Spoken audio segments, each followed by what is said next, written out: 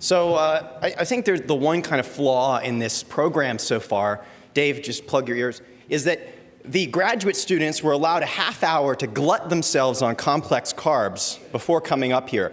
So probably after this, I'm going to slither back to my desk and go into a food coma for a couple hours. But before I do that, I have my 5 minutes here of rapid fire. I'm Andrew Gearhart, and I work with Jim Demmel in Aspire, and I'm hoping to graduate in May 2014 or maybe August 2014, depends on the thesis writing. So as Krista alluded to earlier, I'm very interested in being able to determine how well you can actually do when it comes to energy efficiency and computational problems. So I personally, in this talk, will be discussing some of the initial results that we have in the provably-optimal portion of the very enormous and quite intimidating Aspire acronym. So the goal, as Krista again alluded to, is to have feedback between algorithm and software development and hardware developers for a closed co-tuning loop to get greater efficiency. So at Parlab, for the last couple of years, my advisor and a number of other amazingly, disgustingly talented colleagues of mine have published a number of papers on theoretical lower bounds on how much communication traffic you need to do to solve problems in dense and sparse linear algebra, graph problems, and now they're actually expanding it to just about anything that looks like a nested loop.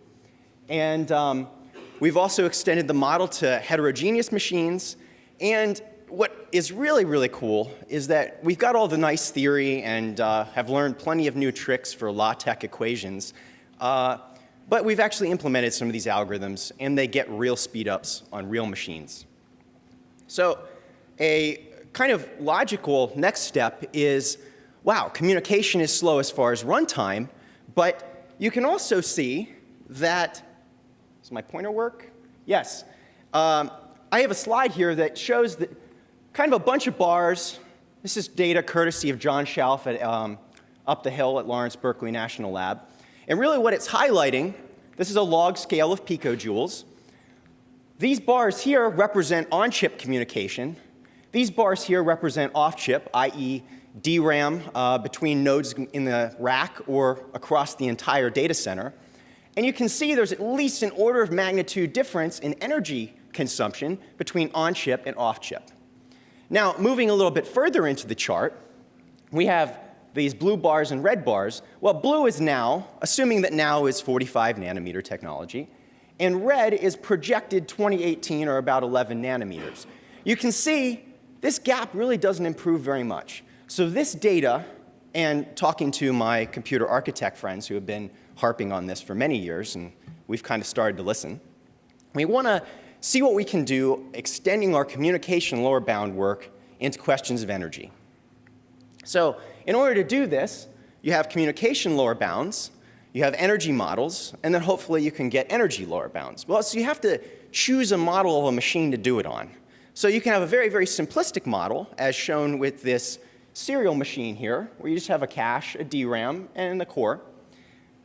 Or it can get a little bit more complicated, where you have multiple cores sharing a cache, multiple sockets on a node, and then multiple nodes in a mesh network. So as you can imagine, the algebra for this model is get a little bit more complicated than the algebra for this one. So how do we actually manage to do this? From previous work, we're able to provide lower bounds for the amount of bandwidth we need to solve the problem and the per transfer message costs. So you kind of saw this from Krista's slides. We have a simple, these are the two most simple models we have for runtime and energy, and it corresponds to that serial machine earlier. Actually, I'm sorry, for a homogeneous network. And what we're able to do is we're able to insert our results on communication lower bounds into these W and S terms, as well as some machine-specific parameters, these Greek letters here, in order to say something about the energy required to solve the problem. So for example, I'm not going to go into details of the actual equations, but when we try to get a lower bound for matrix-matrix multiplication, we kind of plug in all of our numbers, and we get this. It's a relative mess of algebra, but we essentially just put it into a model and move on. And here's the kind of machine this is working with. So we have energy bounds for all kinds of algorithms, and we're looking to expand them into, once again, just about anything that looks like a nested loop. And kind of a key question that we've been working with Aspire is, what machine parameters do we need for these models, and what's the best way to approximate them and share them between architects, software developers, and algorithm designers. So for further information, the Aspire Open House is on the 5th floor of Soda Hall. And thank you very much.